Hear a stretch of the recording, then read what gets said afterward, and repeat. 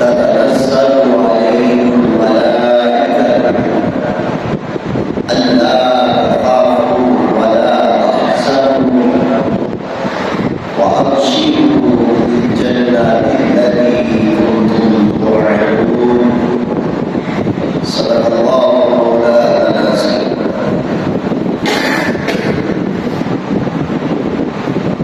مولاي صل وسلم دائما أبدا على حبيبك خير الخلق المهيمين والحبيب الذي ترجى شفاعته لكل حول من الأهوال المقامين.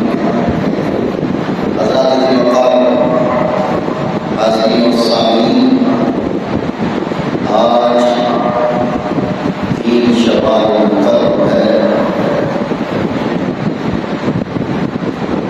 آج کا دن 2 اتوار سے منسلک ہے.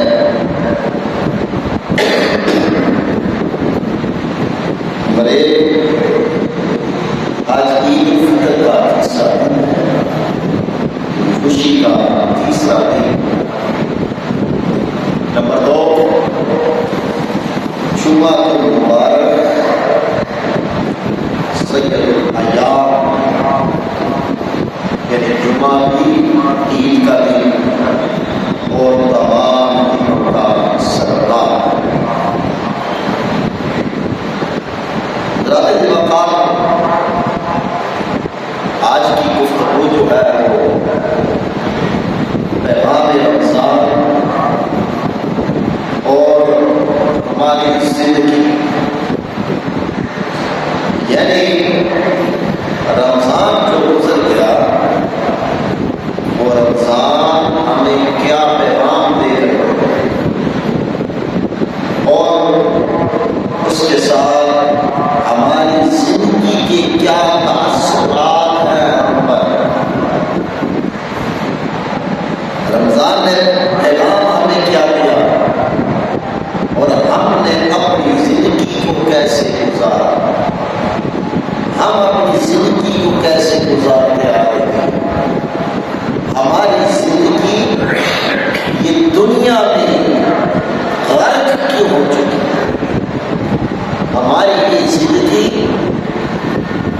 عبادت و بندگی سے محروم کیوں ہو چکی ہے؟ ہماری یہ زندگی اس مولا کی یاد سے دور کیوں ہو چکی ہے؟ یہ میں نے آج کی گفتگو جو ہے آج کی جمعہ المبارک کے موقع پر کرنا مناسب سمجھا. اس وجہ سے میں نے قرآن مجید فرقان حمید کی 2 آیات بشیرات تلاوت کی. ایک آیات اسی آیات کا حصہ ہے جو ہم گزشتہ 1 ماہ سے چلتے آ رہے ہیں، یعنی رمضان المبارک کی آیات کا حصہ. دوسری آیات بینہ جو میں نے سورۃ احقاف میں سجدہ کی، وہ بھی رب کائنات نے استقامت کا حکم دیا، مضبوطی کا حکم دیا. عبادت و بندگی جو لوگ کرتے آئے اس پر استقامت کے ساتھ. حضرات المقام، یہ موضوع اس کو سمیٹنا بیان کرنا ایک انتہائی مشکل کی موضوع ہے، مگر اس کو انشاءاللہ تعالیٰ احتساب کے ساتھ کریں گے سمیٹے کے بھی سیکھنے پر. لیکن بات جو سمجھنے کی ہے وہ یہ ہے کہ رب کائنات کی طرف سے ہمیں ایک عظیم بابرکت ماہ عطا. جیسے ہی وہ ماہ آیا ہر طرف رونقی ہی رونقی ہو گئی. بہاریں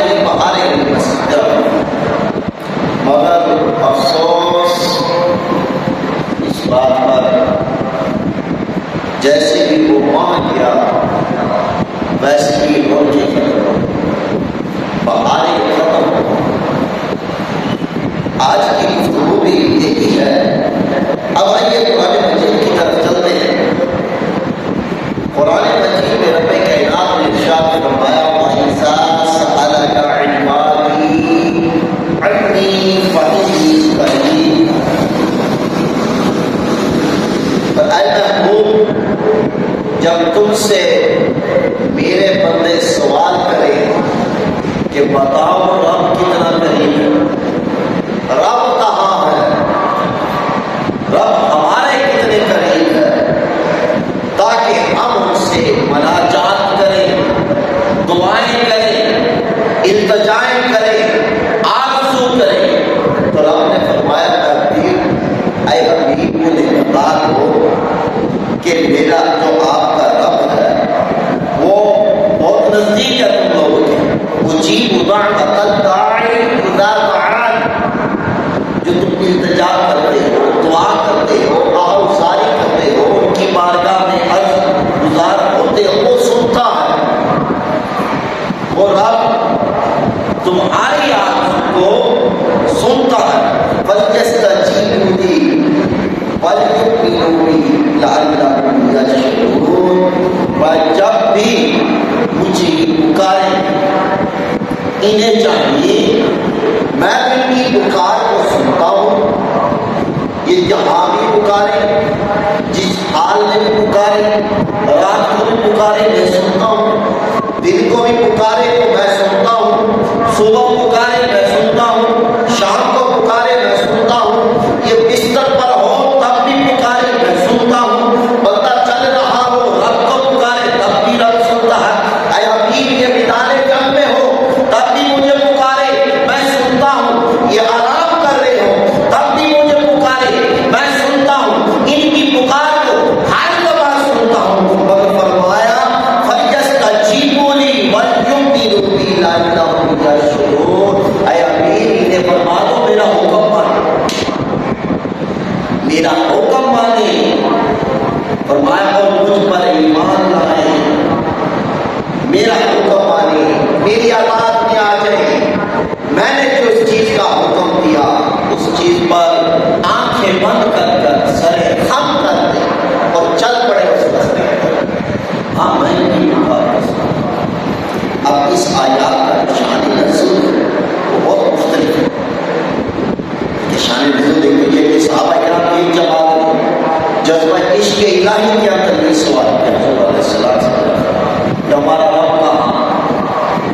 تو حضور سید عالم صلی اللہ علیہ وسلم نے فرمایا کیا ہمارا رب تمہارے اتنے قریب ہے کہ تمہاری ہر التجا کو سنتا، تم جب کبھی بھی پکارو گے تمہارا رب تمہیں سنتا۔ اور یہ تفسیر خزائن نے کہا کہ ایک عراقی نے حضور سید عالم صلی اللہ علیہ وسلم کی خدمت میں عرض کی کہ یا رسول اللہ صلی اللہ علیہ وسلم ہمارا رب قریب ہے تاکہ ہم ان سے مناجات کریں، ہم ان سے دعائیں کریں، ہم ان سے التجا کریں، ان کی بارگاہ میں آرزو کریں تاکہ اسے پکاریں، تب یہ آیات مبارکہ نازل ہوئی۔ دوسرا دریا مسمی کبھی مزدور کبھی ایک غزوہ میں صحابہ اکرام نے نعرہ لگایا، نعرہ تکبیر لگاتے تھے تو حضور علیہ السلام نے فرمایا تم پہلے یہ غیر کو نہیں پکار رہے، جو بار بار تم لوگ نعرہ تکبیر لگا رہے ہو، جس کو پکار رہے ہو وہ کوئی بہرا نہیں ہے، وہ کوئی غیر نہیں ہے، بلکہ تم تو سمیع و قریب کو پکار رہے ہو، وہ تمہاری نعرہ سن بھی رہا ہے، تمہیں دیکھ بھی رہا ہے، تمہارے قریب سے دیکھ رہا ہے۔ اور اس کی تصدیق کے لیے یہ آیات اتری اور یہ واقعہ غزوہ خیبر کو جاتے وقت ہوا کہ غزوہ خیبر کو جب جا رہے اس وقت صحابہ کرام نے نعرہ تکبیر لگایا اور سرکار صلی اللہ علیہ وسلم کا منشا تھا کہ ہم چپکے سے اچانک خیبر میں جائیں جا پڑے اور وہ گھبرا کر ہتھیار ڈال دیں، اور یہی تو نعرہ اسلام کو تقویت دیتا تھا، یہی تو نعرہ اسلام کو مضبوط کرتا تھا۔ اور جب بھی غزوات میں نعرہ تکبیر کی صدا ہوتی تھی تو دشمن لرزا جاتا تھا، پاؤں کانپ اٹھتے تھے، کیونکہ نعرہ تکبیر میں طاقت اتنی تھی، خود رب سنتا تھا کہاں سے؟ قریب سے۔ انشاءاللہ قریب کی بات آئی کریں۔ اب یہ آیات بینات نازل، حضرت نے فرمایا کہ صحابہ کرام نے پوچھا کہ اے رب، ہم رب سے کس وقت دعا کریں یا رسول اللہ، کہ ہم رب کی بارگاہ میں کس وقت دعائیں کریں، کس وقت التجائیں کریں؟ تب یہ آیات اتنی تفسیر طویل لکھی۔ اب پورا مہینہ رمضان کا ہوگا، اس سے پہلے مضمون یہی چلتا آ رہا ہے، یا ایھا الذین آمنوا کتب علیکم الصیام کما کتب علی الذین من قبلکم۔ اب رب کو ندا دیتے رہے، رب کو پکارتے رہے، رب ہمیں پکارتا رہا، ہمیں بلاتا رہا، ہم رب کو بلاتے رہے۔ اب آخر میں رب کائنات نے انعام کیا رکھا؟ آخر میں رب کائنات نے اس پکار جو پورا مہینہ مسلسل پکارتے رہے، رب نے فرمایا جو تم لوگوں نے دعائیں کی، جو تم لوگوں نے التجائیں کی، جو آرزو کری، یہ نہ سمجھنا کہ رب دیکھ نہیں رہا تھا، یہ نہ سمجھنا کہ رب سن نہیں رہا تھا، یہ نہ سمجھنا کہ رب قریب نہ تھا۔ فرمایا وَإِذَا سَأَلَكَ عَنِّي فَإِنِّي قَرِيبٌ، ہاں میں تمہارے قریب ہی تھا، تمہاری دعاؤں کو سن بھی رہا تھا، تمہاری التجاؤں کو سن بھی رہا تھا۔ مگر سنو اے میرے بندو، وَلْيَسْتَجِيبُوا لِي وَلْيُؤْمِنُوا بِي، جو میں نے حکم دیا تھا، جو میں نے اپنی کتاب کے اندر حکم نازل فرمایا تھا، بس اس پر قائم رہنا۔ میں تمہاری ہر بات کو سن رہا ہوں، ہر التجا کو سن رہا ہوں، اور تمہیں دیکھ بھی رہا ہوں تم کیا کر رہے ہو، کیا نہیں کر رہے۔ اور دیکھیے یہ قرب خاص رب کائنات کا جس کو حاصل ہو جائے، قرب خاص رب کائنات کا جس کو مل جائے، وہ انسان اس دنیا کی سازشوں سے، اس دنیا سے ہر طرف سے کنارہ کش ہو جاتا ہے، بس دل وہ اس مولا کی یاد میں رہتا ہے۔ یہ دیکھیے یہ اس آیات میں کہیں آیا کہ وہ بندہ جس کو رب کا قرب مل جاتا ہے، وہ بندہ پھر تحت الثرا، جو رب کائنات کے ہاں مقام ہے، وہاں پھر مشرق تا مغرب، مشرق تا مغرب اس بندے کی نظر اور اس کی درجات کو بلند کرتے ہیں۔ ایک آیات رب کائنات قرآن مجید میں ارشاد فرمایا، سورۃ الاعراف، فرمایا ان رحمت اللہ قریب من المحسنین، تمہارا رب تمہارے اتنے قریب ہے کہ اس کی رحمت اس کے بندے سے قریب ہے، اور نیک بندے، محسن بندے وہی ہے جو اس کے قرب پاتے ہیں، جو اس کے قریب ہوتے ہیں۔ اور بھی یہاں بڑے تفصیل کے ساتھ اب یہ قرب کی اگر ہم بات کریں، یہ قرب بھی دو طرح کی، ایک قرب عمومی، ایک قرب خصوصی۔ اور قرب عمومی وہ ہے، عمومی جو ہے وہ ہر مومن سے ہر وقت، قرب عمومی ہر مومن سے ہر وقت ہے، اور قرب خصوصی جو ہے وہ خاص لوگوں کے لیے خاص وقت ہے، خاص لوگوں کے لیے خاص وقت ہے۔ اب قرب عمومی جو ہے، اب اس کو دیکھیں، یہ قرب عمومی ہر مومن کے لیے، ہر آدمی رب کو یاد کر رہا ہے، دن میں روزانہ 5 مرتبہ اس مولا کائنات کی بارگاہ کے اندر آ کر سجدہ ریز ہونا، ہر لمحہ رب کی یاد کرتا رہتا ہے، رب کی عبادت و بندگی میں رہتا ہے۔ اور قرب خصوصی وہ ہے، حدیث مبارکہ بخاری شریف کے اندر سید عالم صلی اللہ علیہ وسلم پر حضرت عائشہ صدیقہ رضی اللہ تعالیٰ عنہا عرض کرتے ہیں، آپ فرماتے میں ایک مرتبہ عصر کے بعد حضور سید عالم صلی اللہ علیہ وسلم کے حجرہ مبارک میں داخل، سردیوں کا موسم تھا۔ اب میں کیا دیکھوں، جیسے ہی میں نے حجرے کے اندر داخل تو حضور نے فرمایا کون قرب خصوصی کی بات کر رہا؟ حضور نے فرمایا کون؟ میں نے کہا حضور کو کیا ہو گیا؟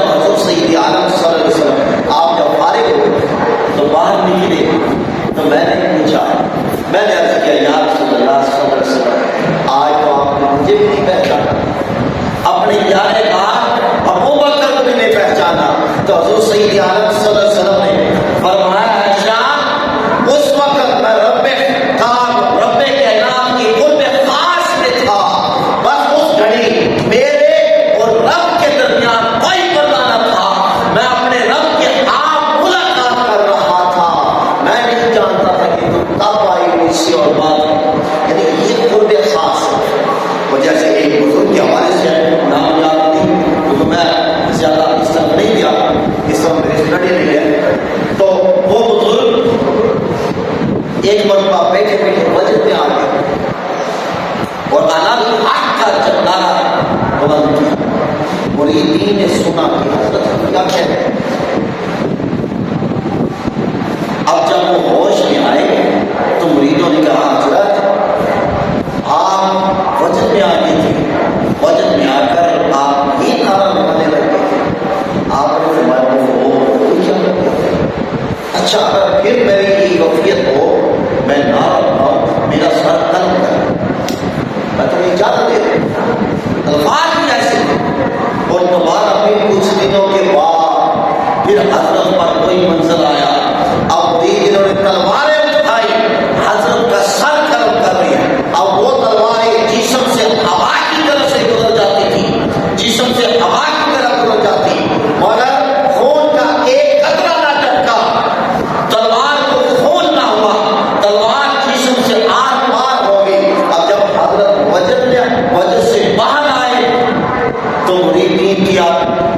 مریدین کو فرمایا کیا تم لوگوں نے آج پھر کوئی الفاظ سنے؟ حضرت جی بالکل کوئی الفاظ سنے، جو میں نے کہا تھا وہ تم لوگوں نے کیا؟ حضرت بالکل کیا، تو پھر کیا منظر تھا؟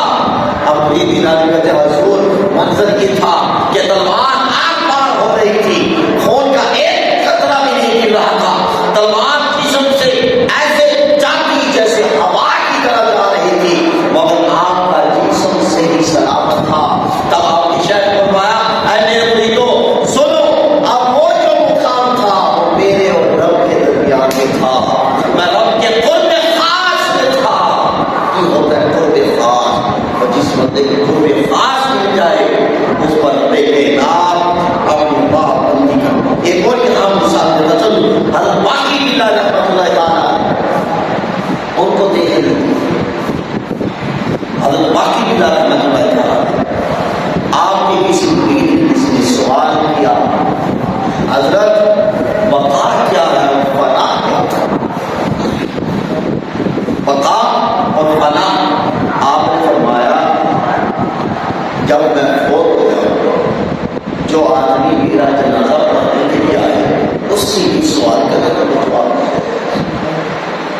اب ہوا کہ حضرت باقی بلّہ رحمۃ اللہ تعالیٰ نے کہ آپ کا وصال ہو، جب وصال ہوا اب جنازہ قطاریں بنی، علماء مشائخ صوفیاء کرام کھڑے، اب آپ کی ایک وصیت تھی، وصیت کیا تھی؟ آپ کی وصیت یہ تھی کہ میرا جنازہ وہ پڑھائے جس کی ساری زندگی میں نماز تہجد قضا، میرا جنازہ وہ پڑھائے وہ شخص جس کی ساری زندگی میں نماز تہجد، لیکن نماز تہجد فرض نہیں ہے، نفل، آپ فرمائیں کہ وہ پڑھائے جس کی ساری زندگی نماز تہجد قضا نہ ہو۔ اب علماء کھڑے ہیں، بڑے بڑے مشائخ کھڑے ہیں، خطباء کھڑے ہیں، فقہاء کھڑے، سب کے سر جھکے ہیں، کسی کے اندر اتنی ہمت نہ ہوئی کہ وہ سب سے بات آ کر نماز جنازہ پڑھا سکے، اتنے لیے خواب پوش آئے، خود سوال کر خواب پوش آتا ہے۔ اب انہوں نے آ کر جنازہ پڑھایا، اب جنازہ پڑھانے کے بعد جب وہ جانے لگا اب وہ جس نے سوال کیا تھا حضرت بقا کیا فنا کیا، تو آپ نے فرمایا جو شخص میرا جنازہ پڑھانے آئے ان سے یہ سوال کر، اب وہ عقیدت مند قریب ہوا کہ حضرت جاتے جاتے میرے سوال کا جواب دیں۔ ہمارے شیخ نے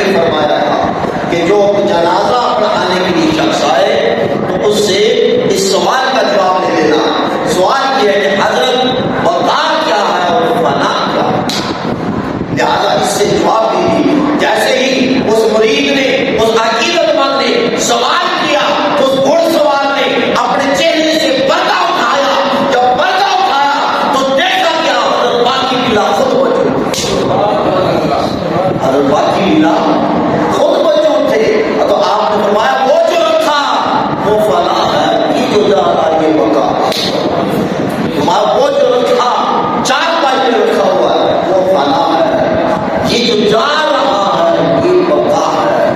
تو گویا یہ مقام کیسے حاصل ہوا، یہ مال قرب خاص کیسے ادا ہوا کہ آپ کی وصیت تھی کہ جس بندے کی ساری زندگی میں نماز تہجد خزانہ ہوئی وہ میرا جنازہ پڑھائے۔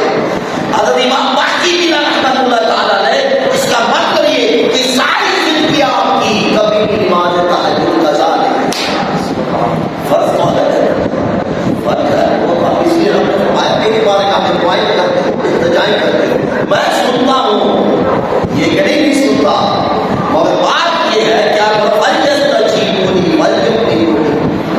ایمان لے آؤ میرے بتائے ہوئے رستوں پر چلو۔ یہ بقا فنا ان کو کیسے ملی، یہاں نام روشن کیسے ہوا، ان لوگوں نے فَلْيَسْتَجِيبُوا وَلْيُؤْمِنُوا بِمَا عمل کیا کہ رب نے جو فرمایا اس پر عمل کیا، ان کا حکم ہے۔ اور پھر آگے چلے فرمایا یہ خاص لوگوں سے خاص وقت پر، اور یہ قرب کے اوقات تو بہت سارے ہیں، قرب خاص کے اوقات جو ہیں وہ بہت سارے۔ اب قرب خاص مانے تین طریقے، پہلا طریقہ جو ہے قرآن مجید کی تلاوت ہے، قرآن مجید کی تلاوت کے ذریعے قرب خاص ملتا، اس سے بھی قرب آتا ہوتا۔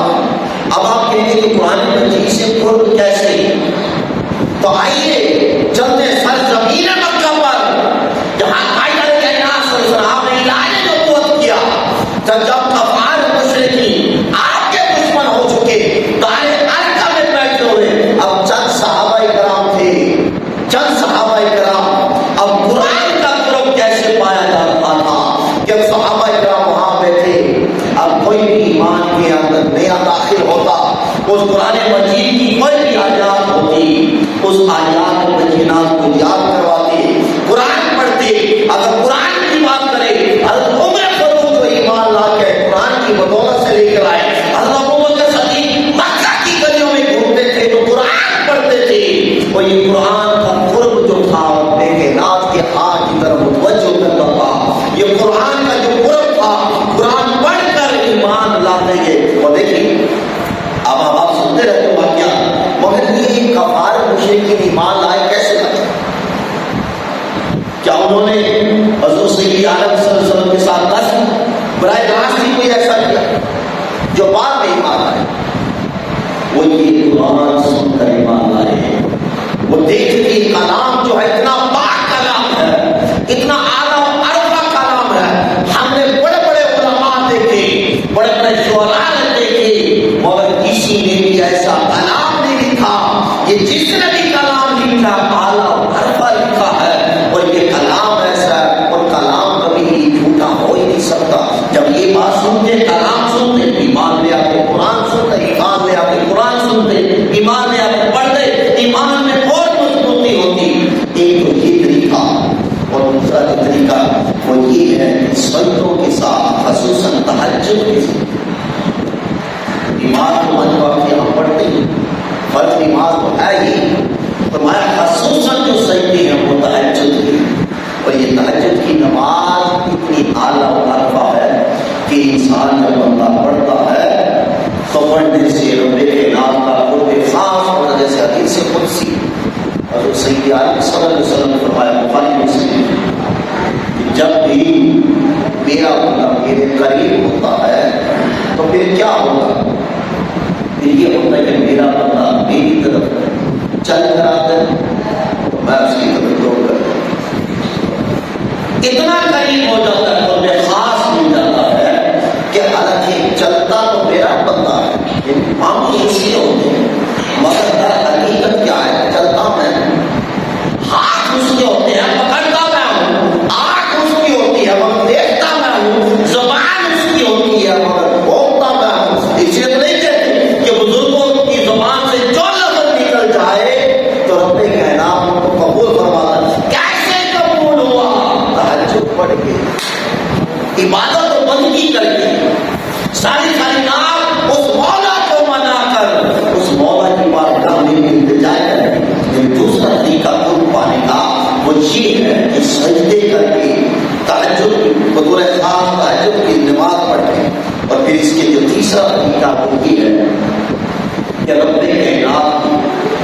کسی مقرب بندے کی صحبت سے، مقرب بندے کی صحبت سے اللہ تعالیٰ کے بہت قریب ہوتا ہے انسان. مقرب بندے اگر آپ وہ پوچھیں یہ سرزمین مکہ، وہاں تاجدار کائنات صلی اللہ علیہ وسلم کی صحبت میں صحابہ اکرام جب بیٹھتے تھے، سنگت ایسی ملتی کہ آپ کی صحبت میں جو بھی آ جاتا کبھی ایمان سے بات نہیں ہے. کفارت مسلمین آنے بہت سارے، اور یہ عزیز بات بیان کر کے میں آپ کی گفتگو کو آگے لے کے چلتا ہوں. ایک کافر تھا اور اس نے حضور سید عالم صلی اللہ علیہ وسلم کی ساتھ بہت ساری گزاریں کی، مگر حضور سید عالم صلی اللہ علیہ وسلم آپ ایک دن صحابہ کرام اس کو پکڑا، مسجد نبی کے ستون کے ساتھ بات، ستون کے ساتھ. اب حضور آپ تشریف لائے، آپ نے فرمایا بھائی میری طرف تو دیکھیں. وہ کہا میں نہیں دیکھوں گا، بہت سارا احسان ہے اور آپ کو نہیں میں نہیں دیکھوں. آپ میں ٹھیک اسے چھوڑو. اور سنگت کتنی ملی چند لمحے، صحبت کتنی ملی چند لمحے کے لیے. اب ہوا یا کیا، اب جب صحابہ کرام نے اس کو چھوڑ دیا، اب مدینہ سے باہر اس کو چھوڑ کر، اور جیسے ہی چھوڑ کر واپس آئے، اب اس کے دل کے اندر خیال آیا کیوں نہ ایسے شخص سے بات لے ہی کیوں نہ، جو اتنی دیر سے کہہ تو رہا تھا، نہ جانے اب کیسا ہوگا. صحبت کا اثر ایسا پڑا کہ صحابہ کرام اس کو چھوڑنے کے لیے مدینہ سے باہر چلے گئے. وہ دیکھنا نہیں چاہتا تھا تاجدار کائنات صلی اللہ علیہ وسلم. اب صحبت کا اثر پڑا، اب خود توڑتا ہوا واپس چلا آیا. آ کر حضور کی بارگاہ کے اندر جب حضور کا چہرہ انور دیکھا، یعنی اس کے صحبت کا اثر پڑتا ہے. اور صحبت کیسی قرب خاص مقرب بندوں کی صحبت میں جب بندہ بیٹھتا ہے، جب بندے کے ساتھ تعلق ہو جاتا ہے، نسبت ہو جاتی ہے، پھر وہ نسبت انسان کو گناہ سے لپٹا ہوا کیوں نہ ہو، دنیا میں مگر ہو، رب سے دور ہی کیوں نہ ہو، پھر وہ نسبت اس کو رب کائنات کے ساتھ خاص کر دیتی ہے، رب کائنات کے ساتھ تعلق جوڑ دیتی ہے. اور پھر یہاں پچھلے آیا وجہ سالہ کا ایمان کی فائن بھی قریب کہ وہ عرض کرتے ہیں کہ رب کتنی دور ہے ہم سے، ہمارے کتنی قریب ہے. اٹھائیس سورۃ طه اس کے اندر رب کائنات نے فرمایا وَلَقَدْ خَلَقْنَا الْإِنسَانَ وَنَعْلَمُ مَا تُوَسْوِسُ بِهِ نَفْسُهُ، اور بے شک ہم نے انسان کو پیدا کیا اور ہم ان وسوسوں کو بھی جانتے ہیں جو ان کے دل کے اندر. ہم نے انسان کو پیدا کیا اور جو ان کے دلوں کے اندر وسوسے ہیں ہم اسے بھی جانتے ہیں. آگے فرمایا وَنَحْنُ أَقْرَبُ إِلَيْهِ مِنْ حَبْلِ الْوَرِيدِ. یہ جو پوچھتے ہیں کہ رب کتنے قریب ہے، محبوب نے فرما دو کہ رب جو ہے وہ تمہاری شاہ سے بھی زیادہ قریب. یہاں ایک بڑی مزیدار بات ہے، فرمایا کہ رب تمہاری شاہ سے بھی زیادہ قریب ہے. اس کا مطلب یہ رب یہاں ہے، رب شارک تو جائیں، رب یہاں، اور رب یہاں جب انسان کا سانس جب چلتا ہے، سانس کی رانی بھی یہاں، جو لفظ بولتا ہے، سانس چلتا ہے، یہاں سے آتا جاتا صرف غلط، اور رب بھی یہاں شارک سے کے زیادہ قریب. اب سوال یہ پیدا ہوتا ہے، بات یہ بنتی ہے کہ رب پاک ہے، رب پاک ہے، اور یہاں جب بات ہم کرتے ہیں سانس آ جاتا ہے تو رب فرمانا یہ چاہتا ہے کہ میرے بندے دیکھ میں پاک ہوں، تیری شارت سے زیادہ قریب ہوں. اب تو یہ کر، زبان سے کوئی بھی کلام نکال تو پاک نکال، وہ سانس لے ایسی پاک اور صاف طیب طاہر سانس لے. اور اگلی بات کی طرف توجہ ہوئی فرمایا اب یہ قلب ہے، قلب دل، یہ کیا ہے، اس دل کے اندر کیا ہے. اگر اس دل کے اندر آپ مجھ سے پوچھیں گے تو میں یہ کہوں گا کہ اس دل میں تاجدار کائنات صلی اللہ علیہ وسلم کی ذات نامی اس میں یعنی رب کائنات نے بندے کے ساتھ ایک کنیکشن، تعلق ہی ایسا رکھا کہ شاہ کے قریب خود رب ہو گیا. دل کے اندر قلب نے اپنے محبوب کو پیوست کر دیا. اب آئیے اسی بات کی طرف. اب رب فرمانا یہ چاہتا ہے کہ اے میرے بندے تیرا دل بھی پاک ہے، کیونکہ وہاں میرا محبوب پاک ہے. تیری شان سے زیادہ قریب ہوں، اور پھر جو تو کلام کرے، اب جو تو زبان سے اپنے الفاظ نکالے، جو تو سانس لے، وہ یہ دونوں چیزیں تیری پاک ہونی چاہیے۔ قلم بھی تیرا پاک ہے، شان بھی تیری پاک ہے، شان میں رب رہتا ہے، الفاظ کا جناب جاتے سانس آتے ہوئے رب اس کو پاک کر رہا ہے، اور قلم کے اندر پیوست ہو رہا ہے، وہاں میرا محبوب جو ہے وہ موجود ہے۔ یہ ایک نقشہ سسٹم رب کائنات نے بندے کی ذات کے اندر رکھا، جو میں کہ بتا کہ رب کتنے قریب، فرمایا نحن اقرب الیہ من حبل الورید، رب جو ہے وہ تمہاری شان رب سے بھی زیادہ قریب ہے، مگر یہ اس کی بارگاہ کے اندر التجا کرو، دعا کرتے ہو، ہر قسم کی جو بھی بات کرتے ہو وہ سنتا، وہ سمیع ہے، وہ قریب ہے، وہ تمہارے قریب بھی ہے، تمہاری پکار کو بھی سنتا ہے۔ بس اگلا حکم کیا؟ فَلْيَسْتَجِيبُوا لِي، اس کا حکم مانو، جس حال میں بھی ہو اس حال میں اس کا حکم مانو۔ یعنی باقاعدہ ہارون رشید اور بہلول محسود آپ کیا کہتے ہیں؟ اب ہوا یہ کہ ایک دن ہارون رشید اوپر بیٹھا ہوا تھا چبارے دوسری تیسری منزل پر، اب اس نے چاہا کہ میں ہارون رشید اور بہلول محسود سے ملاقات، اب اس نے کیا کیا؟ اوپر سے ہی رسی گرائی، ڈولی گرائی اور بہلول محسود کو کھینچ کر اپنی طرف۔ اب ہارون رشید بہلول محسود کو کہتا ہے ایک بات یہ ہے، مجھے یہ بتاؤ یہ رب کا جو قرب تمہیں ملا ہے یہ کیسے ملا؟ اب سنیے بہلول کا جواب۔ بہلول محسود کہتے ہیں بھائی رب کے قریب، رب کا قرب مجھے جو ملا ہے اس کے قریب میں ہوا ہوں، مجھے اتنی دیر لگی جتنی دیر میں نیچے سے تیرے پاس آیا۔ ان کا وہ کیسے؟ ان کا وہ ایسے، اگر میں چاہتا کہ میں بادشاہ ہارون رشید کو ملنا چاہتا پھر یہ ہوتا کہ میں نہاتا، اچھے سے کپڑے پہنتا، پھر تیرے دربار پر آتا دروازے پر، پھر تیری سیکورٹی گارڈوں سے میں انتظار کرتا کہ میں نے بادشاہ سے ملنا ہے، پھر یہ تیرے سیکورٹی گارڈ تیرے پاس آتے اور آ کر مجھے کہتے، پھر نہ جانے تو ملاقات کرتا یا نہ کرتا۔ اب جیسے تو نے چاہا کہ تو مجھ سے ملاقات کرے اور بلند چمکنے میں تو نے مجھے اپنے پاس بلا لیا، بس میرا اور رب کا جو معاملہ وہ بھی اسی طریقہ ہے، جب وہ ملاقات کرنا چاہتا ہے تو میں اس کے اتنے قریب ہو جاتا ہوں، بلند چمکنے میں میں اپنے رب کے پاس پہنچ جاتا ہوں، بلند چمکنے میں میں اپنے رب کے پاس پہنچ جاتا ہوں۔ اور سورۃ الحاقہ سجدہ کی آیات نمبر 30 میں فرمایا ان الذین قالوا ربنا اللہ ثم استقاموا تتنزل علیہم الملائکہ، اور بے شک جن لوگوں نے کہا کہ ہمارا رب اللہ، کہا ہمارا رب اللہ ہے، ثم استقاموا تتنزل علیہم الملائکہ، اور پھر اس بات پر مضبوطی سے قائم رہے، ڈٹ گئے کہ ہمارا رب اللہ ہے، فرمایا علیہم الملائکہ الا تخافوا، پھر اس پر جو کفیت ہوتی ہے اس پر بھی فرشتے اترتے ہیں، فرمایا ولا تحزنوا وابشروا، اور کہ اس پر نہ کوئی خوف ہوتا ہے، وابشروا اس کے لیے بشارت ہوتی ہے، بالجنۃ التي کنتم توعدون، کون سی بشارت؟ اس کی جنت کی بشارت ہوتی ہے، اور وہ ایسی جنت جس کا رب کائنات نے ان لوگوں کے ساتھ وعدہ ہے۔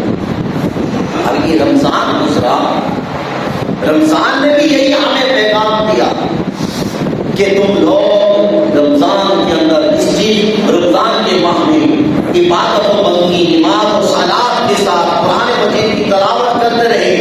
اب کیا کرنا، یہ رب کا حکم تھا، ثم استقاموا، اس کو مضبوطی سے پکڑ لینا، اب مضبوطی سے تھام لینا، اگر مضبوطی سے تھام لو گے پھر جو تم پر رب کائنات کی طرف سے وعدہ لیا گیا ہے وہ وعدہ رب کائنات تم لوگوں کے ساتھ پورا فرمائے گا۔ اگر فرمایا نحن اولیاؤکم فی الحیات الدنیا وفی الآخرہ، فرمایا ہم دنیا کی زندگی میں تمہارے دوست اور مددگار ہیں، اور آخرت کی زندگی میں بھی تمہارے دوست اور مددگار ہیں۔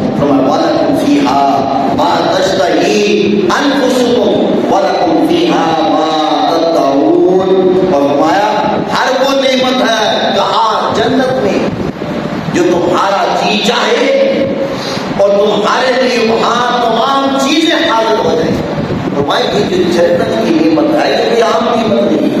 فرمایا ایک ایسی نعمت ہے کہ اس نعمت کے اندر ہر چیز موجود ہے جو تمہارا جی چاہے گا مگر جب تک میں حاضر ہو جائے گی.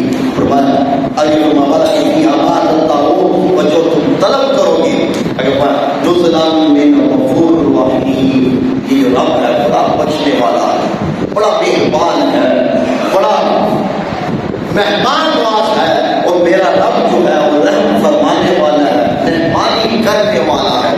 ومن احسن قولا ممن دعا الى الله وعمل صالحا قال له وقال انني من المسلمين. اور اس شخص سے زیادہ خوش گفتار کون ہو سکتا ہے, اس شخص سے زیادہ خوش گفتار کون ہو سکتا ہے کہ جس کو خود رب اپنی طرف بلائے.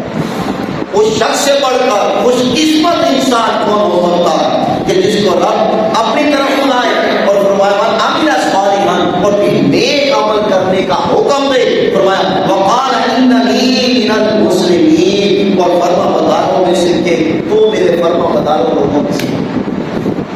رب نے اپنے بندوں کو ہر ایک لفظ سے ہر ایک چیز سے اٹھا کر کے کہا کہ میرے بندوں جو میں تمہیں عطا کر دوں بس اس میرا حکم مانو, پھر اس کو مضبوطی سے تھامے رکھو, اور اگر مضبوطی سے تھام لو گے ایمان لے آؤ گے پھر تم سے آنے لیے بہت ساری مشاقتیں ہیں, اور پھر تم لوگوں کے لیے مددگار میں دنیا میں بھی ہوں گا آخرت میں بھی ہوں گا, اور جنت ایسی نعمت عطا کروں گا کہ تم لوگ ہمیشہ اس جنت میں رہ کر جس چیز کی خواہش کرو گے وہ تمہارے لیے پہلے ہی حاضر ہو جائے گی. اور دیکھو میں تمہارا رب ہوں, میں تمہاری ہر پکار کو سننے والا ہوں, ہر التجا کو سننے والا ہوں, اور تمہیں بخشنے والا ہوں, مہربان ہوں, مہربان ہوں. ذرا آؤ تو صحیح میری زندگی کی طرف, میری طرف تم پلٹ کر آؤ کہ میں تمہیں کیا کہتا ہوں. گویا یہ رمضان اب گزرا, یہ ہمیں پیغام دے کر گیا کہ اے بندو میں جا رہا ہوں, صرف ایک ماہ کے لیے مجھے استعمال نہ کرنا. ہاں جس طرح میں ماہ کے اندر عبادت و بندگی اس رب کی کرتے رہے, اس مولا کو یاد کرتے رہے, باقی مہینوں میں بھی اسی طرح اس رب کو یاد کرتے رہنا, استقامت کے ساتھ لگے رہنا. جب استقامت کے ساتھ تم لوگ لگے رہو گے تو رب کائنات کی یہ نعمتیں تم پر نازل ہوں گی. دنیا میں بھی تمہارا مددگار ہوگا, آخرت میں بھی مددگار ہوگا. دوستو رمضان کا پیغام اور آج کی گفتگو کا جو پیغام ہے وہ یہ ہے کہ ہمیں چاہیے کہ جیسے کہ رمضان ہم سے گزرا ہم اسی معمول اسی روٹین کو ایسے برقرار رکھیں. ہم اس سے علاوہ ہٹ کر بھی کوشش کریں کہ روزہ رکھیں, اس سے علاوہ کوشش کریں اپنی باتوں کو بند کی جو ہم نفل پڑھتے تھے تہجد اشراق اب اپنی چار ان کو بھی جاری رکھیں, قرآن مجید کی تلاوت کو بھی جاری رکھیں, اور اپنی زندگی کا کوئی معمول رکھیں جو اس ایک ماہ کے اندر رکھا تھا. اور آج وقت یہ آ چکا کہ ہماری زندگیاں اس دنیا کی طرف چل رہی, ہماری زندگیاں اس دنیا کی فطرے میں گرم ہو چکی, ہمیں اسے جان چڑھانی